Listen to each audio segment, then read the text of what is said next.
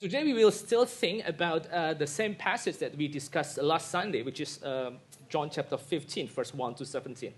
Hari ini kita akan memikirkan bagian dari firman Tuhan yang sama dengan minggu lalu dari Injil Yohanes pasal ke-15 ayat 1 sampai 17. Again, I will repeat. I will discuss 3 points of this special passage.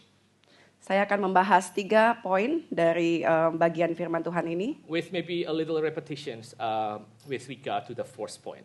dengan sedikit mengulang dari poin yang pertama. Let us open our Bible. Let us read John chapter 15. Mari kita membuka Alkitab kita membaca bersama-sama Injil Yohanes pasal yang ke-15. This is the first passage that we would read, and then we will go to another passage afterward. Ini bagian pertama yang akan kita baca dan nanti kita akan membaca bagian firman Tuhan yang lainnya. John chapter 15, verse 1 to 17. I'll read this, all these verses for you. I am the true vine, and my Father is the vine dresser. Every branch in me that does not bear fruit, he takes away. And every branch that does bear fruit, he prunes that it may bear more fruit. Already you are clean because of the word that I have spoken to you. Abide in me, and I in you. As the branch cannot bear fruit by itself unless it abides in the vine, neither can you unless you abide in me. I am the vine, you are the branches. Whoever abides in me, and I in him, he it is that bears much fruit. For apart from me, you can do nothing.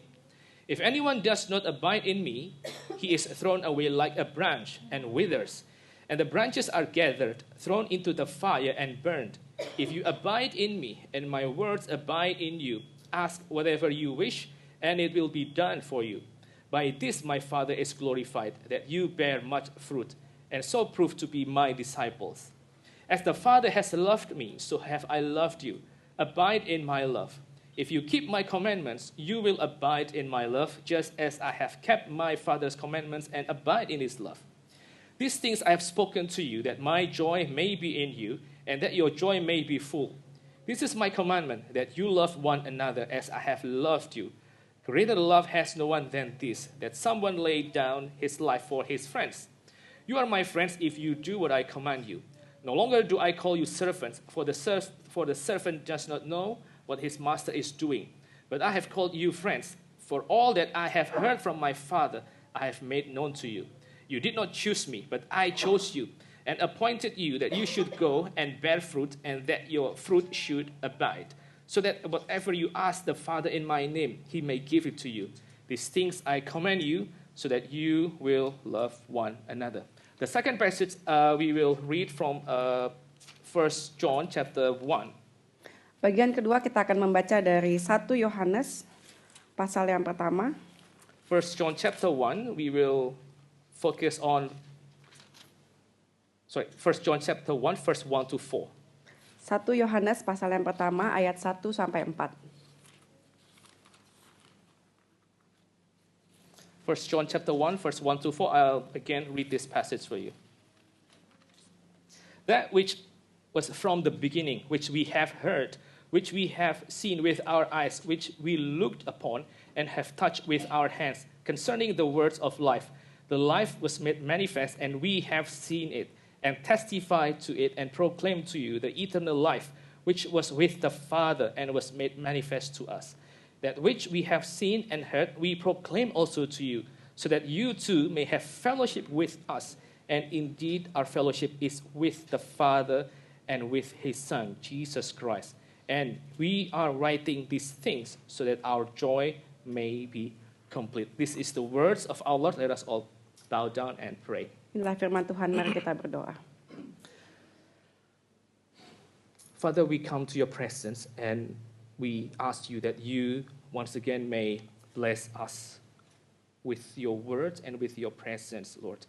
We pray, please open our hearts, please open our minds and transform our hearts, Lord. Just grasp our hearts and mold our hearts with your words, that it will grow and it will become to be the heart that you want us to have. Thank you, Father. Please bless everyone, every single one of us who is ready to hear your word. And please also bless your servant. Please anoint him and lead his sermon, that whatever he would say would be reflective of what you want your people here to listen. Thank you, Father. In the precious name of our Lord and Savior Jesus Christ, we pray. Amen. Right. Okay, so when we are talking about vine, grapes, and wine, all these things were quite common in the ancient Mediterranean world. Ketika kita membicarakan tentang pokok anggur dan juga kebun anggur, ini adalah sesuatu hal yang sangat umum pada zaman dulu Mediterranean. Because vine, grapes, and wine, they brought a lot of joy and a lot of celebrations in the life of many nations and many people. Karena anggur adalah satu hal yang membawa kehidupan dan juga membawa satu pesta perayaan di dalam kehidupan orang. So this is very significant that today we would learn why Jesus say that he was actually the true vine that brings joy and wine and celebration. Ini sangat penting kita tahu karena kita akan melihat kenapa Yesus menggunakan kata pokok anggur dan juga anggur di dalam bagian ini. Now if you read our passage from verse 1 to verse 17 from John chapter 15, jika Anda melihat dari ayat yang pertama sampai ayat yang ke-17 dari pasal ini, you will find that the word abide is repeated several times. That's a very important word in this whole passage. Anda akan menemukan kata tinggal diulang beberapa kali di dalam bagian ini. And again, we will discuss this passage in three sections, three parts. Dan kita akan membahas bagian firman Tuhan ini di dalam 3 poin. And all parts will have some connections with the word abide. Dan setiap bagian akan mengambil berhubungan dengan satu kata tinggal. The first point we will talk about what is the real place to, we abide about, okay. The first point is we will discuss about the place to abide. Sorry for my pronunciation. Bagian pertama kita akan membahas tentang tempat tinggal. And the second sections we will discuss about the reason why we should abide. Bagian kedua kita akan membahas tentang kenapa kita harus tinggal. And finally, we will also talk about the result. Why? The result of that abiding. Dan bagian ketiga yang terakhir kita akan membahas hasil dari kita tinggal di dalam Kristus. Let's go to the first point, the place to abide. Mari kita membahas poin yang pertama, tempat untuk tinggal. So if you focus on chapter 15, verse 1 to 8. Jika Anda memfokus kepada pasal 15 ayat 1 sampai 8, you will see that Jesus himself calls that he is the true vine and he asks us to abide in him. Abide in him. Kita melihat bahwa Yesus sendiri memanggil dirinya sebagai pokok anggur yang benar dan dia mengundang kita untuk tinggal di dalamnya. Just as we learned from last Sunday that every time in the Old Testament the word vine is used. Seperti yang kita bahas minggu lalu, setiap kali di dalam kitab suci kata pokok anggur digunakan, then the word vine in the Old Testament always refers to God's people, to Israel. Kata pokok anggur adalah digunakan untuk menjelaskan tentang Israel. And even more, whenever Israel as the vine is mentioned in the Old Testament, it always in the context of God's judgment. Dan setiap kali kata Israel, bangsa Israel direlasikan dengan pokok anggur, ini selalu membahas tentang judgment Tuhan. Then it becomes very important why in this verse we see that Jesus say, I am actually the true vine. I am the true vine that the Father delights. Maka sangatlah penting di dalam bagian ini bahwa kita akan membahas bahwa Yesus adalah pokok anggur yang sejati, yang menyukakan hati Allah Bapa.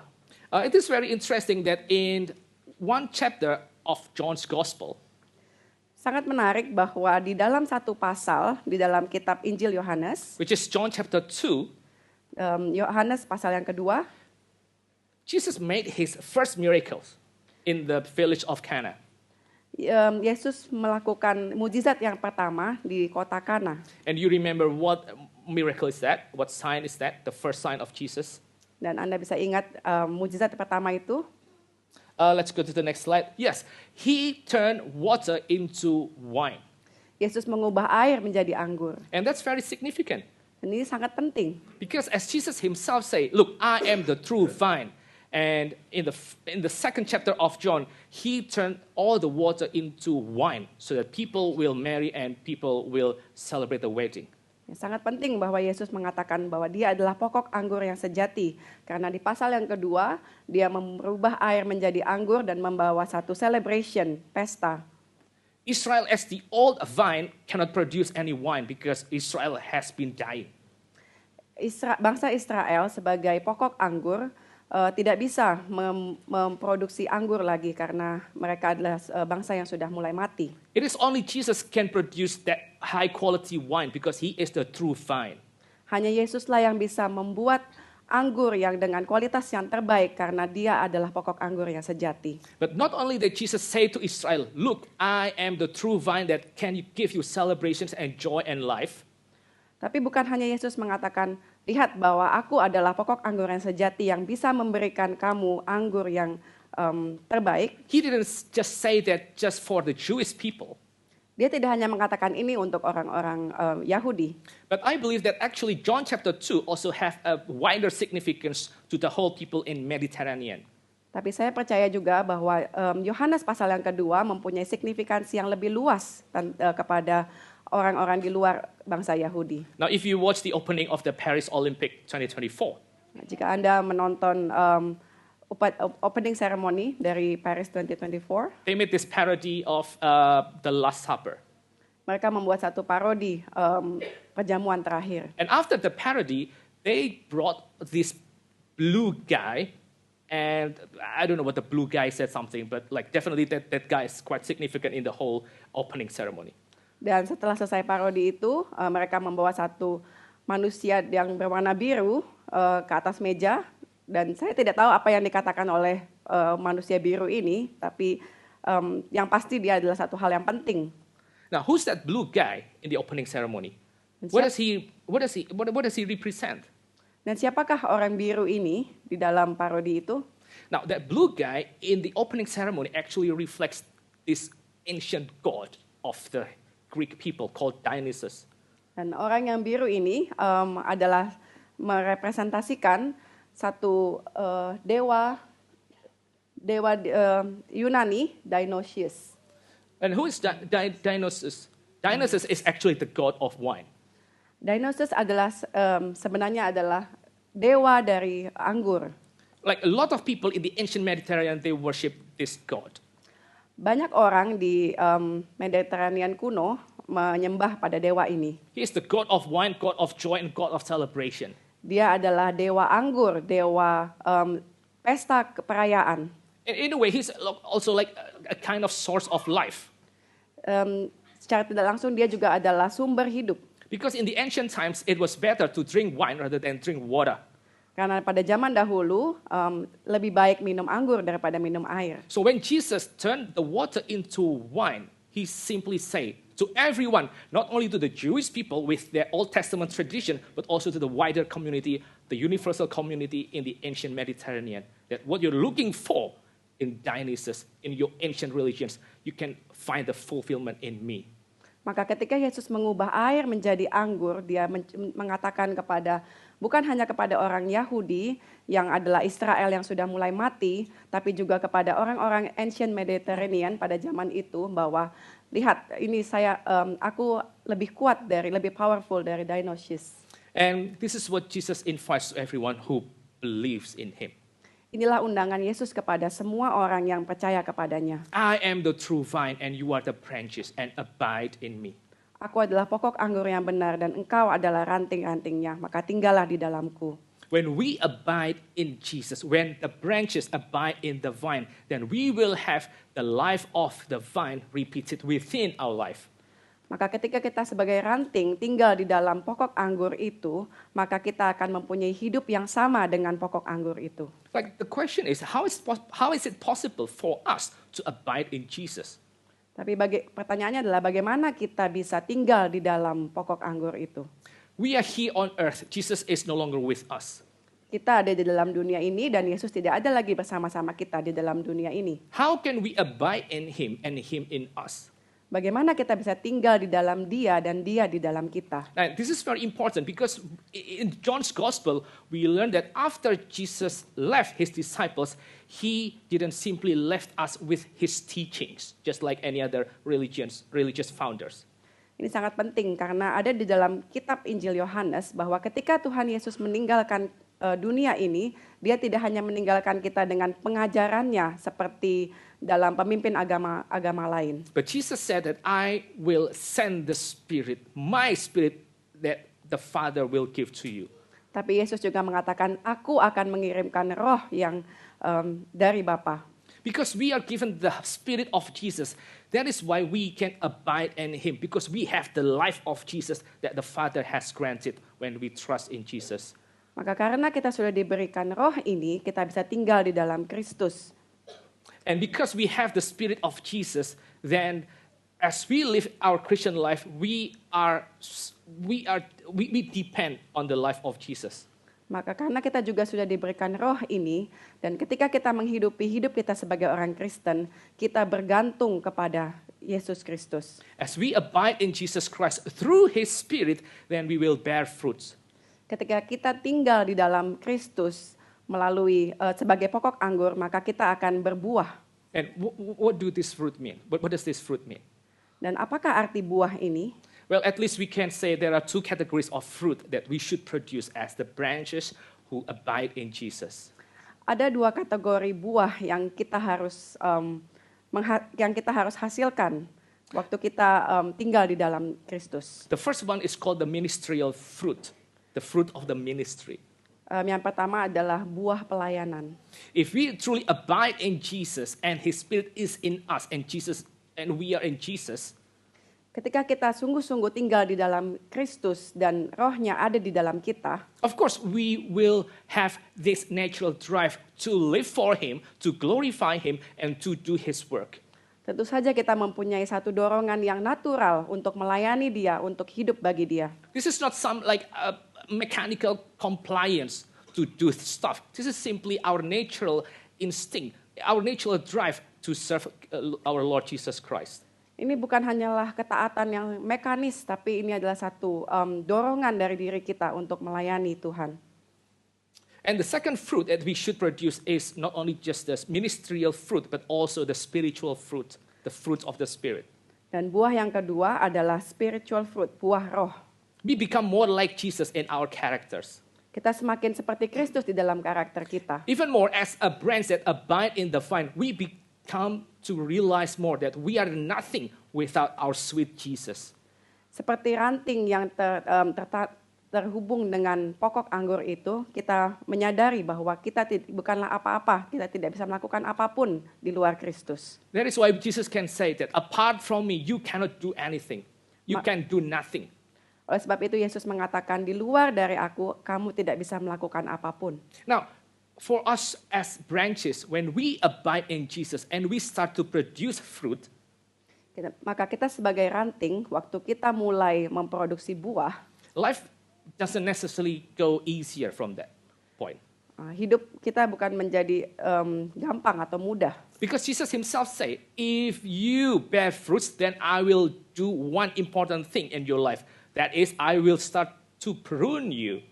Karena Yesus sendiri mengatakan bahwa ketika kamu berbuah, maka aku akan melakukan satu hal yang penting dalam dirimu, yaitu aku akan memangkas. Now, last week I mentioned that there are two similar things that we can do to our plants.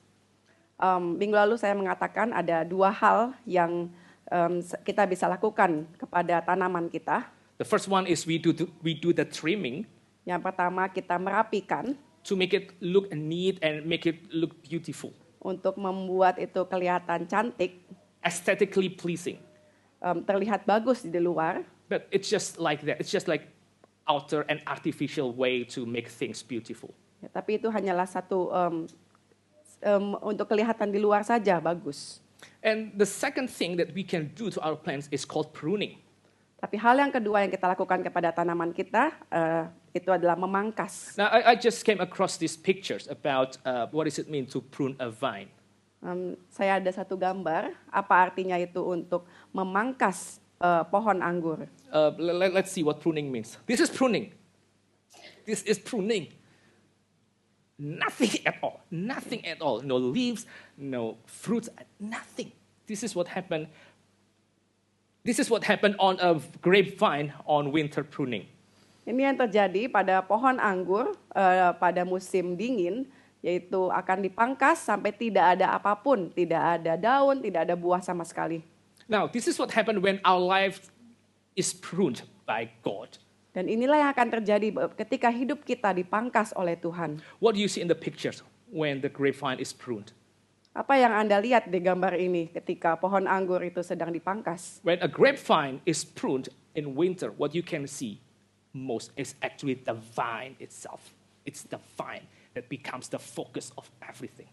Ya, ketika satu pohon anggur itu dipangkas, maka yang terlihat hanyalah pokok anggur itu saja. Itu adalah menjadi fokusnya. Similar to what happened to the vine that is pruned. Ya, sama seperti pohon anggur yang sedang dipangkas. Everything is gone except basically just the vine itself. Semuanya itu hilang kecuali tinggal pohon anggurnya itu. Pokok anggurnya. When we are pruned, dan ketika kita dipangkas, and God can prune us with everything that He deems best for our life. Dan Tuhan bisa memakai apapun, cara apapun untuk memangkas kita. God can use any tragedies and tears to prune us. Tuhan bisa memakai tragedi dan tangis air mata untuk memangkas kita. God can bring us to the lowest point of our lives. Tuhan bisa membawa kita ke dalam titik yang paling rendah di dalam hidup kita. And the point of all those things that God does is tapi tujuannya adalah to make the vine, to make Jesus looks more vivid and more obvious than before in our lives. Untuk membuat pohon anggur itu, untuk membuat Kristus semakin terlihat di dalam hidup kita. And the more clearly we see Jesus, the more we want to abide in Him. Dan semakin kita bisa melihat Yesus dengan jelas, semakin kita mau tinggal di dalamnya. That's the difference between trimming and pruning. Trimming is just like artificial, but pruning makes you see Jesus more clearly and makes you realize that you can't do anything apart from Him. Ya, inilah bedanya memangkas dan merapikan. Waktu kita dipangkas, kita tidak bisa melihat apapun kecuali sisa pokok anggur itu saja. So, where should we abide? Dan pertanyaannya, di mana kita harus tinggal? We should abide in Jesus, the true vine. Kita harus tinggal di dalam Kristus yang adalah pokok anggur yang sejati. Because He is the only vine that can bring you joy and can bring you life and can bring celebration to your life. Karena hanya Dialah pokok anggur yang benar yang bisa membawa kita ke dalam hidup yang penuh sukacita.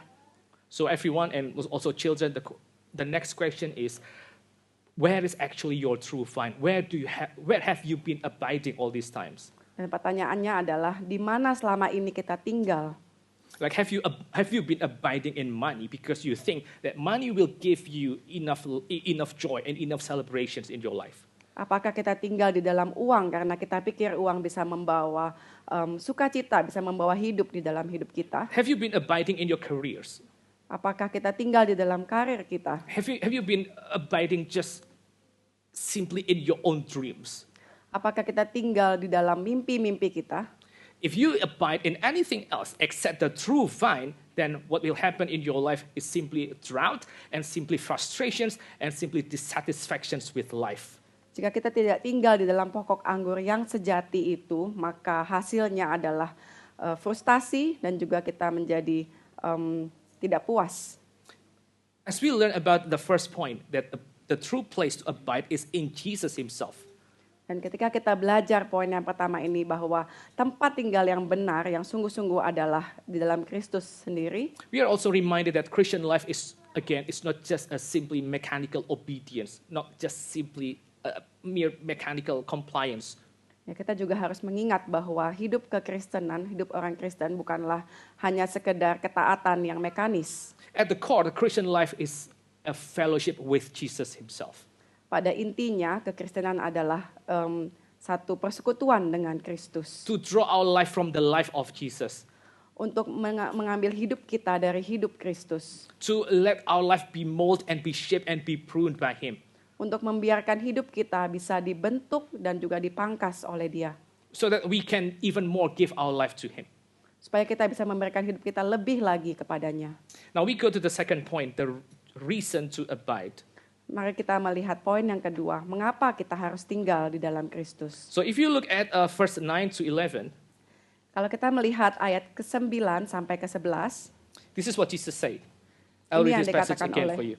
Tuhan Yesus. Saya akan membacakan ayat ini. As the Father has loved me, so have I loved you. Abide in my love. If you keep my commandments, you will abide in my love, just as I have kept my Father's commandments and abide in his love.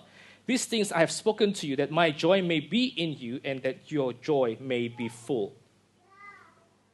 Now, what is the reason why we as Christians, we should abide in Jesus? Nah, apakah alasannya kita sebagai orang Kristen kita harus tinggal di dalam Kristus? True Christians will definitely abide in Jesus. Orang Kristen yang sejati pasti akan tinggal di dalam Kristus. Firstly, because Jesus himself, he saved us with his blood. Pertama-tama karena Tuhan Yesus sendiri sudah menyelamatkan kita dengan darahnya. So objectively, we are in Jesus. Dan secara objektif kita di dalam Dia. But subjectively, we are also invited, we are also called to actively abide in him. Tapi secara subjektif kita juga dipanggil untuk dengan secara aktif tinggal di dalam Dia. And why should we abide in him by obeying his commandments? Mengapa kita harus tinggal di dalam Dia dengan menaati perintah-perintahnya? The very important reason is because by abiding in him, by obeying his commandments, then we will deepen that sense of fellowship and that sense of joy that we have with the Father and the Son. Alasan yang pertama adalah dengan mematuhi perintah-perintahnya, maka kita akan mempunyai satu pengalaman, suatu perasaan yang lebih dalam tentang relasi dengan Bapa dan Anak. The more you obey, the more you sense that you are in the fellowship between the Father and the Son. You share that kind of loving relationship between the Father and the Son. Semakin kita taat, maka kita semakin bisa melihat dan merasakan bahwa kita berada di dalam relasi dengan Bapa dan Anak. Now I know that as Reformed people, we feel that the temptations for Reformed people is to think that obedience doesn't really matter at all. Godaan sebagai satu orang reform adalah ketaatan adalah satu hal yang tidak penting. Because sometimes we always think that anyway, salvation is all by grace and salvation is something that God himself secures for us. So, we're free to do anything that we want. Karena kita bisa berpikir bahwa keselamatan adalah hal yang dikerjakan oleh Tuhan dan kita tidak perlu melakukan apa-apa, maka kita bisa free untuk melakukan apapun setelah kita sudah diselamatkan. But the second point say that if you obey my commands, then you in this life will have that kind of fortress, the joyful and the majestic love between the Father and the Son. Tapi di dalam poin yang kedua ini kita bisa melihat bahwa ini dikatakan ketika kita taat kepada perintah-perintahnya, maka kita bisa merasakan sukacita dari persekutuan dengan Bapa dan Anak. And this is not something simply in the religious realm. This is something that is so natural in our life.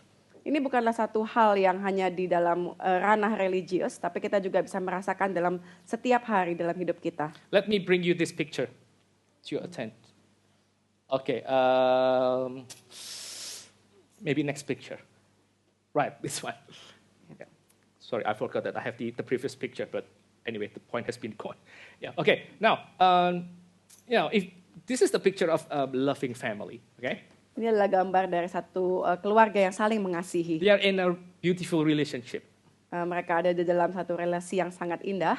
And you see here that there are several people involved in this loving family. Ya, Anda bisa melihat di sini ada beberapa orang yang ada di dalam relasi ini. Of course, you have the father and the husband and the mother and the wife and all the children.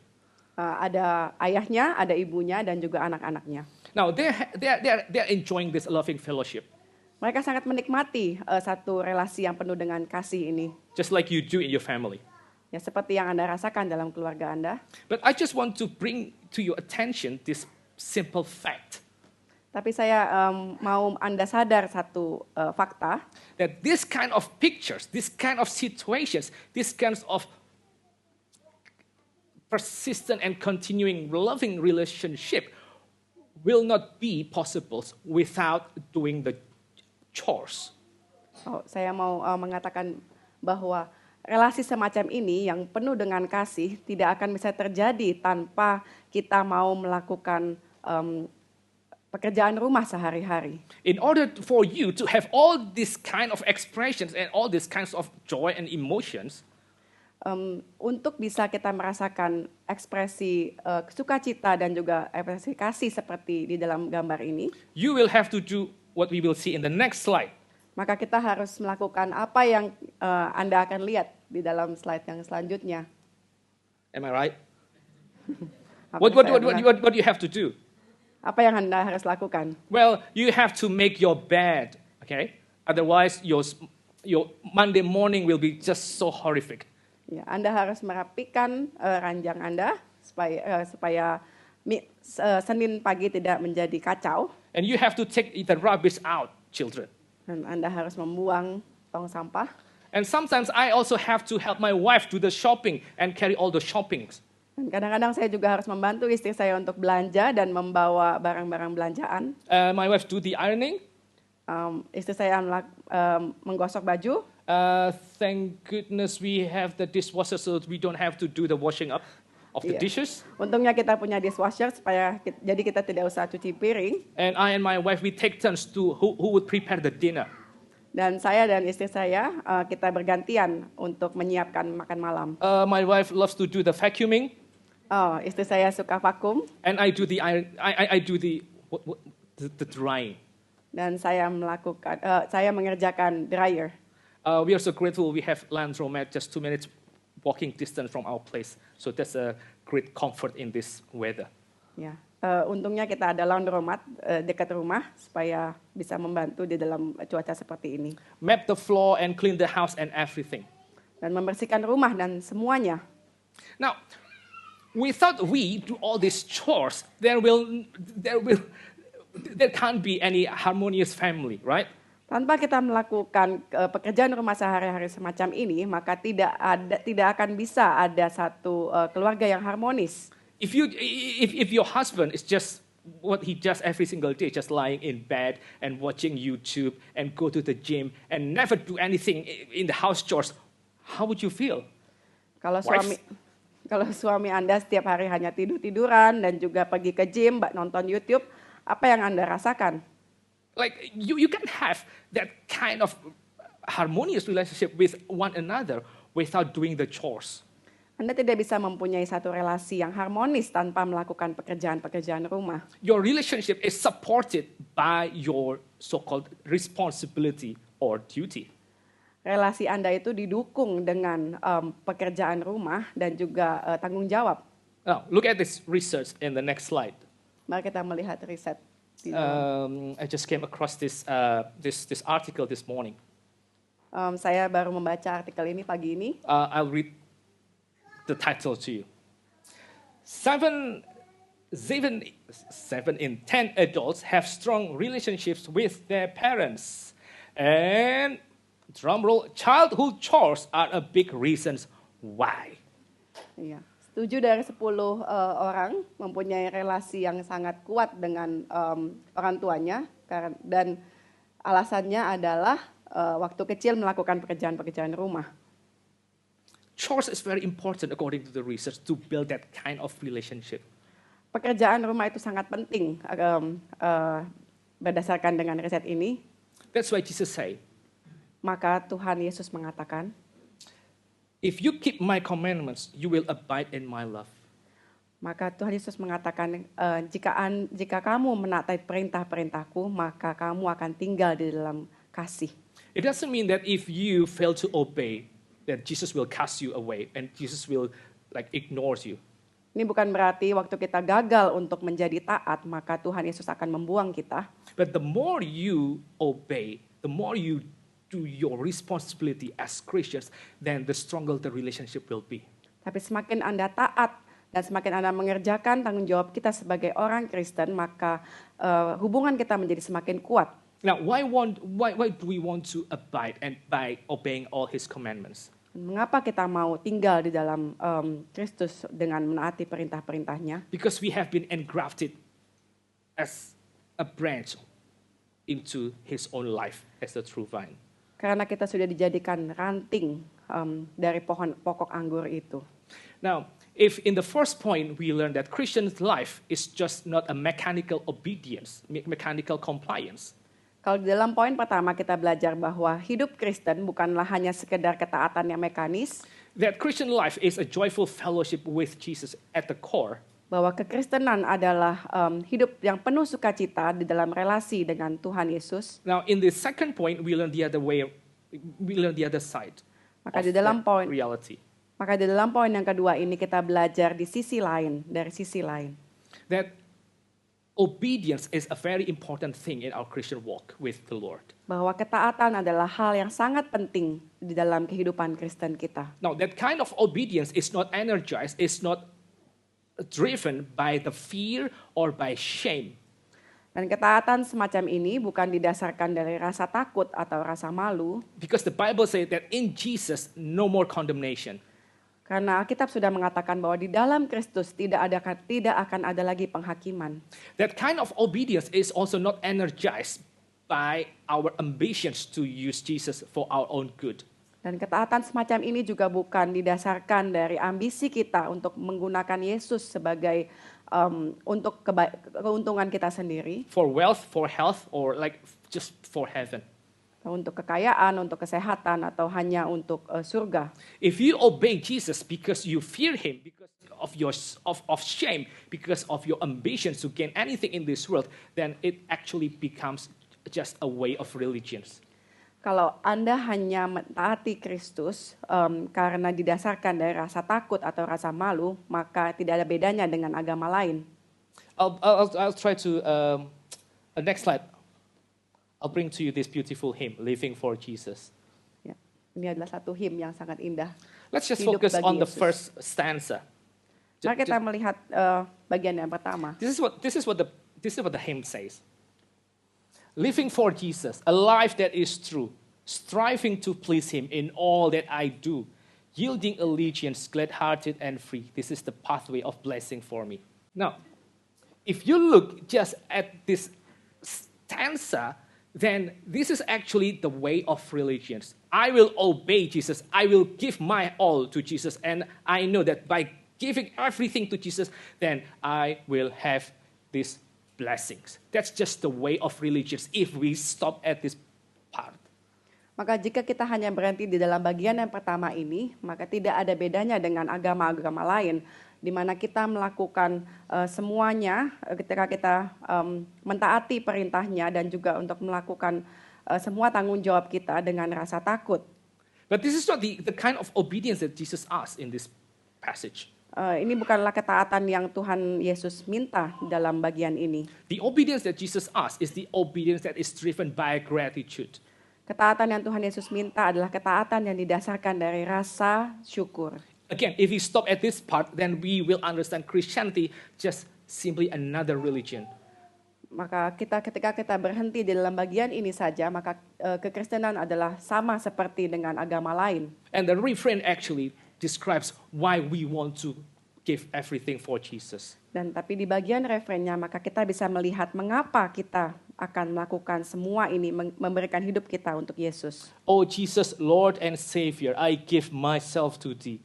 For thou in thy atonement didst give thyself for me. And that is the very reason why we obey him. Dan inilah alasan kenapa kita taat kepada Kristus, karena Dia sebagai Tuhan dan Juru Selamat kita sudah memberikan dirinya untuk kita. That is the basis of our obedience. Ini adalah pesan dari ketaatan kita. And the more we obey him, once again, the more we can enjoy that fellowship between the Father and the Son. Dan sekali lagi, semakin kita taat kepada Tuhan, maka kita semakin bisa merasakan, menikmati sukacita dalam persekutuan dengan Tuhan. So children, I believe that even though you disobey your parents will not disavow you. Ya, anak-anak, maka saya percaya bahwa walaupun kamu tidak taat kepada orang tua, tapi orang tua tidak mungkin akan membuang engkau. So why should you obey your parents? Dan kenapa kamu harus taat kepada orang tua? Because when you walk according to what your parents say to you, Karena ketika kamu melakukan sesuai dengan apa yang orang tuamu minta, then the more you can enjoy the love within the family, right? maka semakin kamu bisa merasakan kasih di dalam keluarga. And once again, that's the reasons why we should abide in the true vine. Dan sekali lagi ini adalah alasan kenapa kita harus tinggal dalam pokok anggur yang sejati. I'll go to the last point for today. Dan poin yang terakhir, So what is the wider result of that abiding? apakah hasil dari tinggal di dalam Kristus? Now, if you look at verse 12 to verse 17, Kalau kita melihat ayat ke-12 sampai ke-17, then Jesus say that we should love one another. Yesus berkata bahwa kita harus saling mengasihi. And Jesus say that greater love has no one than this, that someone lay down his life for his friends. Dan Yesus berkata, tidak ada kasih yang lebih besar daripada kasih seorang yang memberikan nyawanya untuk sahabat-sahabatnya.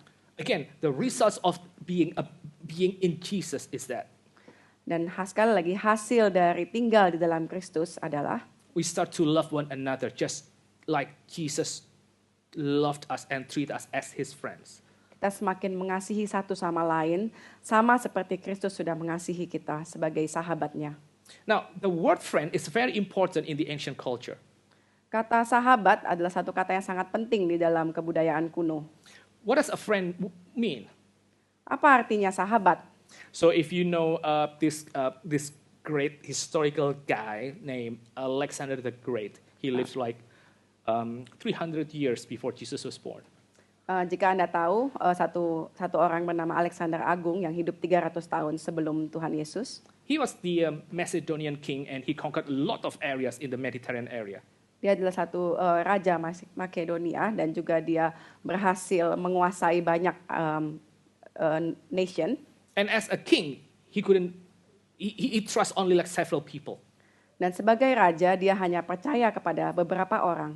And he trusts only 4 of his friends to become the inner circle. Dan dia hanya percaya 4 orang dari teman-temannya untuk menjadi sahabat dekatnya. And when Alexander the Great died, Dan ketika Alexander Agung mati, all his kingdom was divided into 4 sections to each of his friends.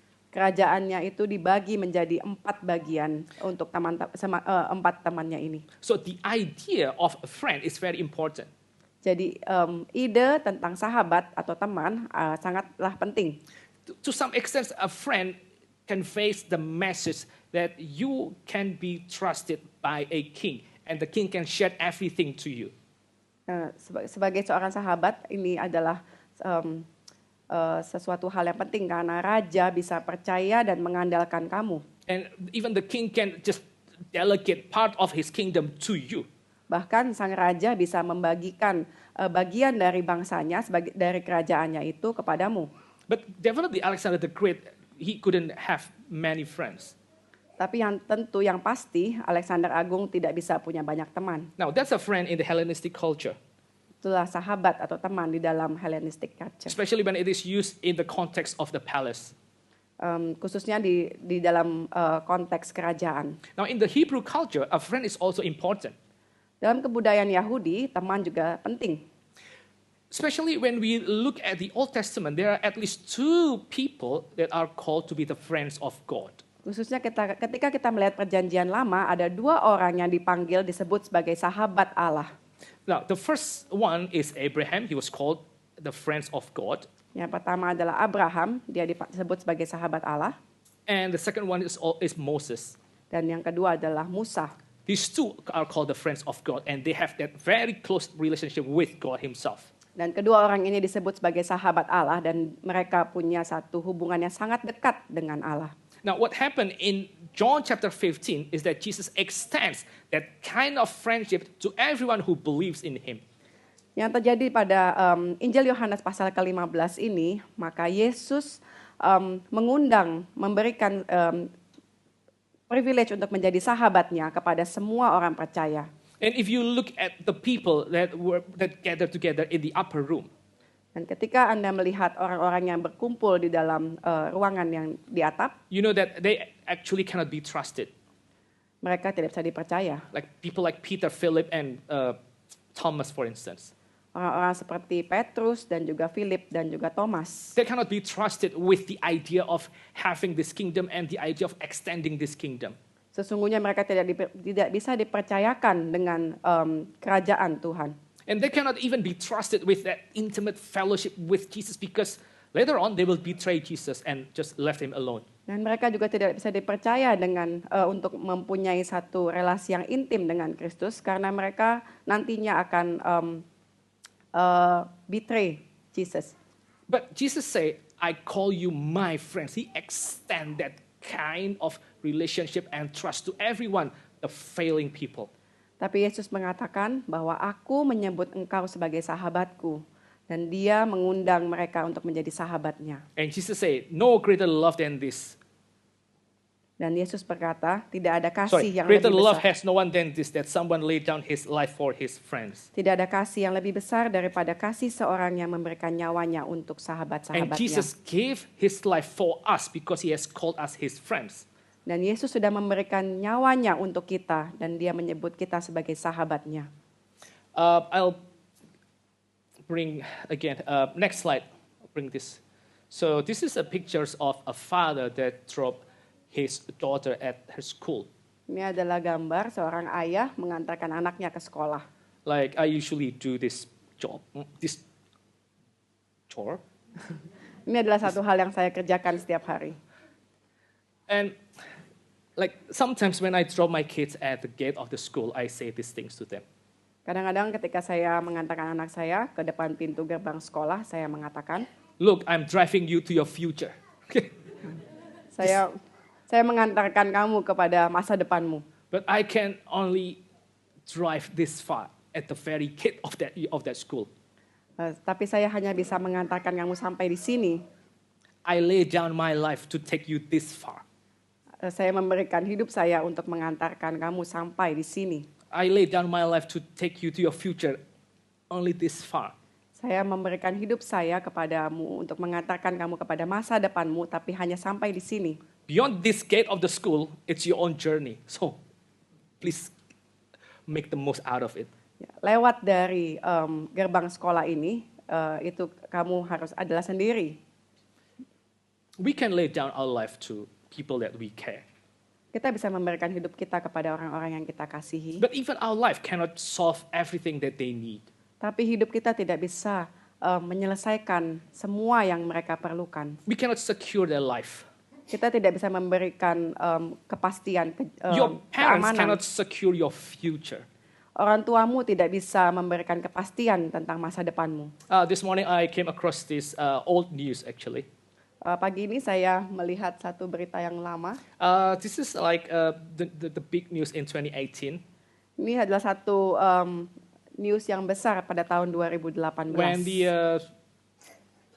a group of Thai boys of this soccer team, they were trapped in the cave for I think 12 days maybe.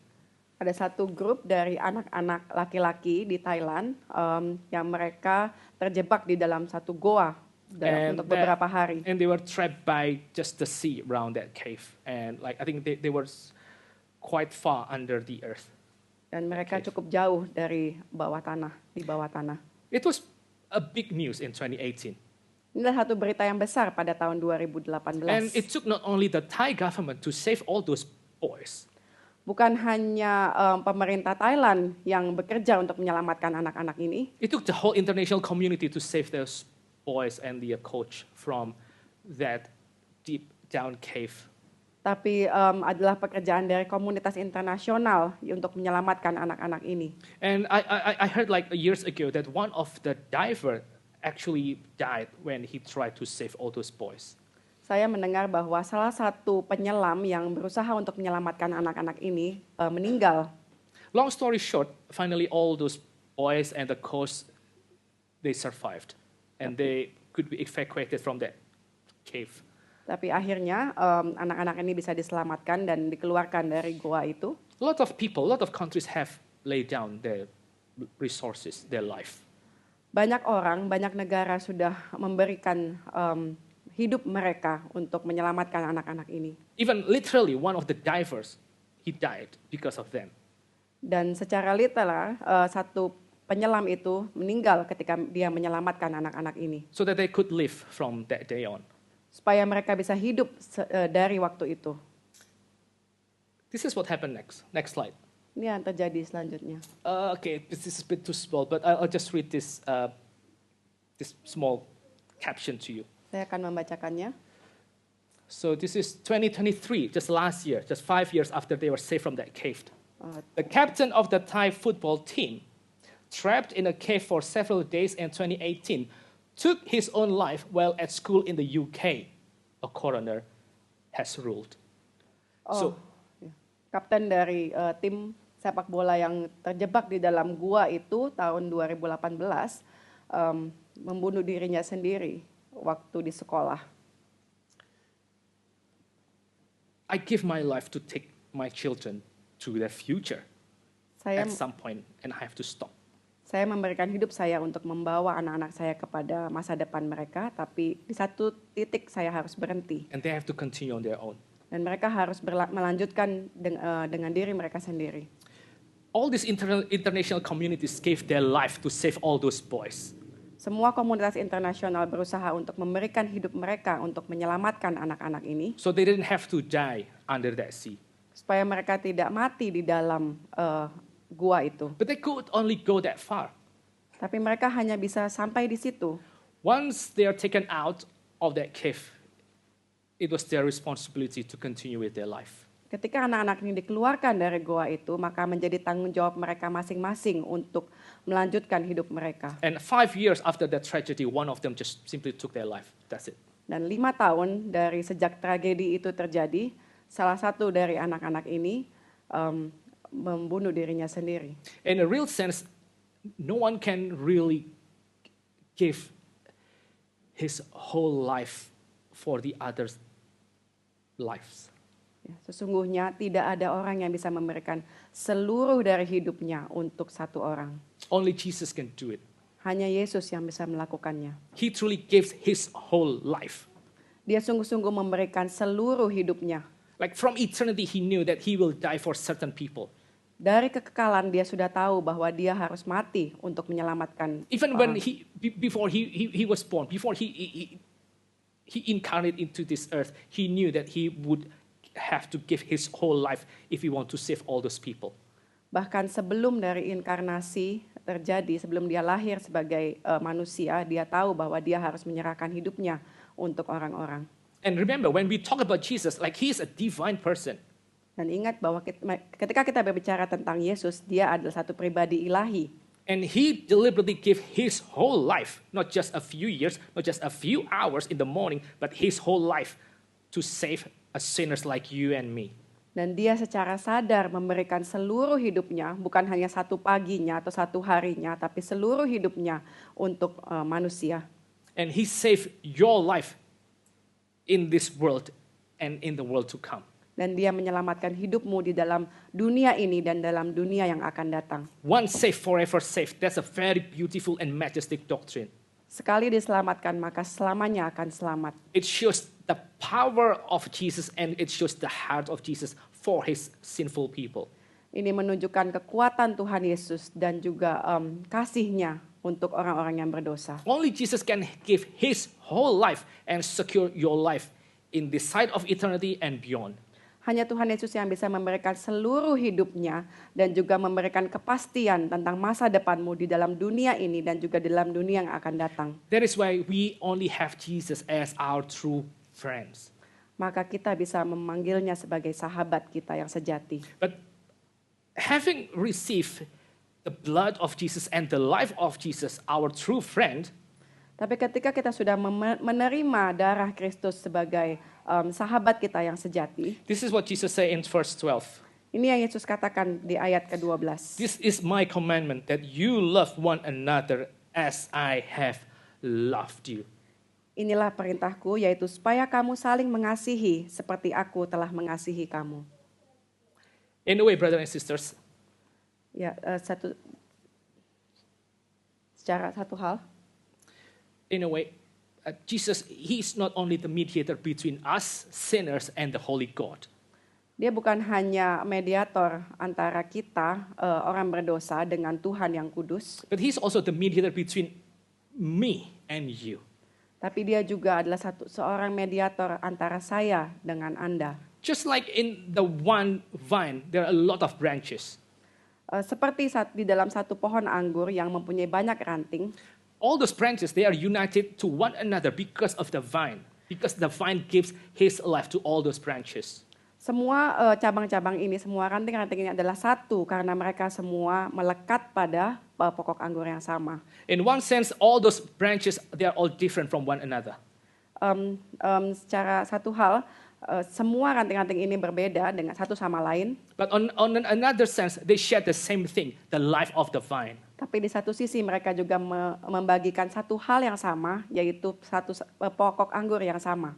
That's why Jesus say that this is one commandment that I give to you. Just love one another.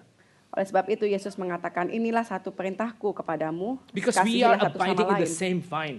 Karena kita tinggal di dalam pokok anggur yang sama. And when we see one another, we have to see one another through the lens of Jesus. Just like analogously, like the Father sees us through the lens of his Son. Dan ketika kita melihat satu sama lain, kita harus belajar untuk melihat satu sama lain dari kacamata Tuhan Yesus.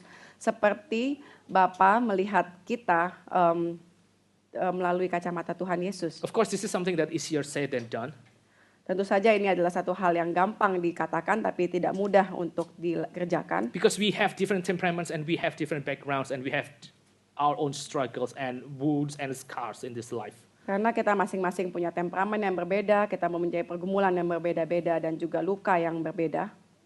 But Jesus has given his life to each one of us. Tapi Yesus sudah memberikan hidupnya kepada masing-masing kita. I think this is what we should do whenever we find ourselves in a very difficult relationship. Ini adalah hal yang harus kita lakukan ketika kita menghadapi satu hubungan yang sulit, relasi yang sulit. Just ask yourself, Tanyakan pada diri Anda, why on earth would Jesus die for that one person? kenapa Yesus mau mati untuk orang itu? Now, if you can't find the answers, Kalau Anda tidak bisa menemukan jawabannya, then you have the opportunity to simply meditate the wondrous love of Jesus. maka Anda mempunyai satu kesempatan untuk merenungkan kasih Tuhan yang begitu besar. And it also should bring you to your own realizations. Yes, even I'm not worthy to receive the love of my friend. Dan itu harus membuat kita sadar bahwa kita sendiri, saya sendiri tidak layak untuk menerima kasih yang begitu besar. In the first point, we learned that Christianity is not just simply a artificial compliance to the standard. Di dalam poin yang pertama kita belajar bahwa kekristenan bukanlah hanya satu ketaatan yang artifisial untuk kepada standar-standarnya. We live our Christian life by abiding in Jesus. Kita hidup dengan melalui tinggal di dalam Kristus. In the second point, we learned that Christian life is simply not a life that take for granted the grace of God. Tapi di poin yang kedua kita belajar bahwa hidup Kristen bukan hanya hidup yang take it for granted kasih dari Tuhan. We need to obey his commands. Kita harus taat kepada perintah-perintahnya. Even more because we know that our life, our salvation has been secured by the blood of Jesus. Karena kita tahu bahwa keselamatan kita sudah dipastikan melalui darah Kristus. And the more we obey him, the more we can enjoy his love. The more we find ourselves involved in the love between the Father and the Son. Dan semakin kita taat kepada Kristus, maka kita semakin menemukan diri kita di dalam relasi yang indah dengan Bapa dan Anak. In the third point, dalam poin yang ketiga, we find that Christian life cannot be lived like individualistically. Kita belajar bahwa kehidupan Kristen tidak bisa dihidupi secara individual. We are just one branch among many branches in the same vine. Kita hanyalah satu ranting di antara begitu banyak ranting di dalam pokok anggur yang sama. And Jesus has saved us all the way he gives his life and secured us this life and the next one. Dan Yesus sudah memberikan hidupnya untuk menyelamatkan kita, memberikan kita kepastian dalam masa depan di dunia ini dan di dunia yang akan datang. As such, we need to just not emerge. What is it? Immerse that one. Immerse ourselves in the community of believers. Maka kita harus semakin tinggal di dalam komunitas orang percaya. Next slide, please. So this is the pictures of branches that bear lots of fruits. Ini adalah gambar dari ranting yang berbuah banyak. And we know that there can't be only one branch. There are a lot of branches. Dan kita tahu bahwa banyak ranting, tidak hanya ada satu ranting. And in order for everything to grow together, they need to love one another. Dan untuk semuanya, masing-masing untuk bisa berbuah, mereka perlu mengasihi satu sama lain. And next one, and this is why we need, again, the local church. Inilah makanya kita perlu gereja lokal. To support one another and to love one another and to make the life of Jesus simply becomes more real in our communal life. Untuk saling mengasihi satu sama lain, untuk mendukung satu sama lain, dan membuat Kristus semakin terpancar melalui hidup kita. So the last slide, I just want to recap everything that we learned regarding what we should do to abide in Jesus. Dan slide yang terakhir, saya akan mengambil kesimpulan. Once again, we abide in Jesus by knowing that we cannot do anything apart from Him. Sekali lagi kita tinggal di dalam Kristus karena kita tahu bahwa kita tidak bisa melakukan apapun di luar Kristus. We abide in Jesus as we meditate His words.